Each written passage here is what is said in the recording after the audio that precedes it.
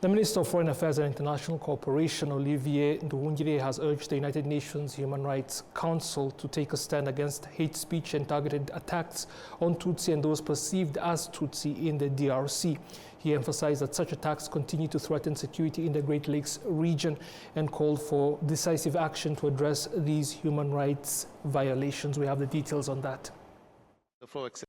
Addressing delegates at the United Nations Human Rights Council, the Minister of Foreign Affairs and International Cooperation, Olivier Nduhungirehe, condemned the ongoing atrocities driven by ethnic hatred in the region, emphasizing the urgent need to combat hate speech and discrimination. In the Great Lakes region of Africa, for example, the cancer of violent ethnic extremism and genocide ideology has once again re-emerged.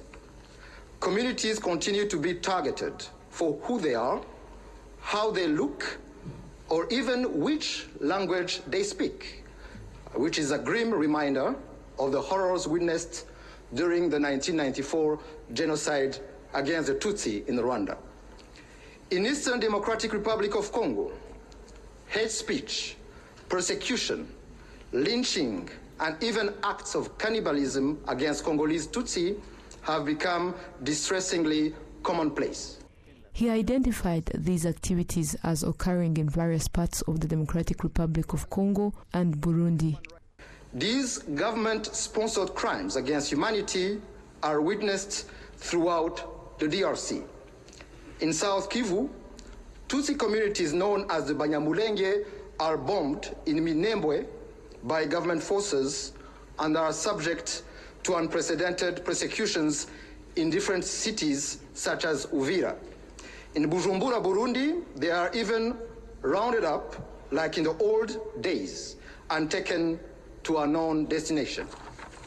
In Kinshasa, Congolese Tutsi and even Swahili speakers are persecuted and lynched in broad daylight, while in Ituri, up north, far away from the Rwanda's border, the Hema ethnic group is being slaughtered by the Codeco militia allied to the DRC government and the Islamic State-backed ADF in total impunity. Minister Olivier Nduhungirehe stated that hate speech targeting Tutsi is being promoted by the leadership and noted that this is not the first time such rhetoric has emerged in the Democratic Republic of Congo.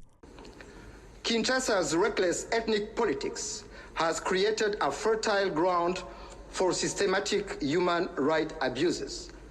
Armed groups, including the FDLR, genocidal militia, and the Wazalendo, often bolstered by the complicity of Burundian forces, have perpetrated grave violations against Congolese Tutsi and other vulnerable communities.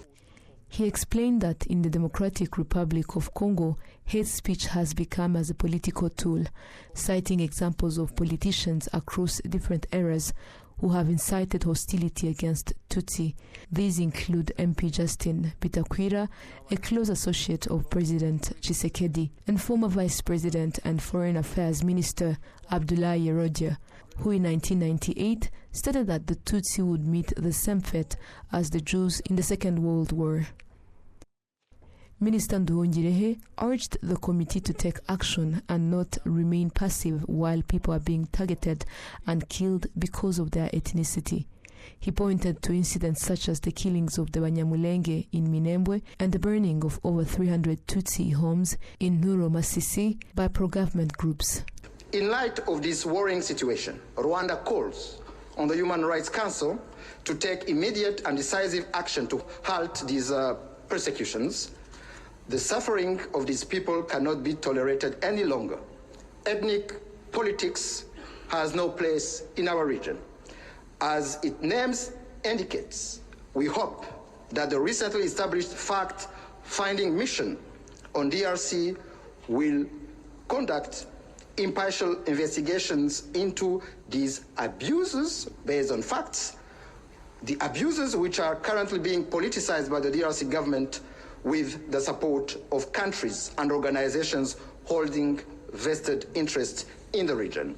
Minister Nduhungirehe noted that lasting peace in the region requires for the conflict in the DRC to be resolved at its roots. He called for all Congolese citizens to have equal rights and be equally protected.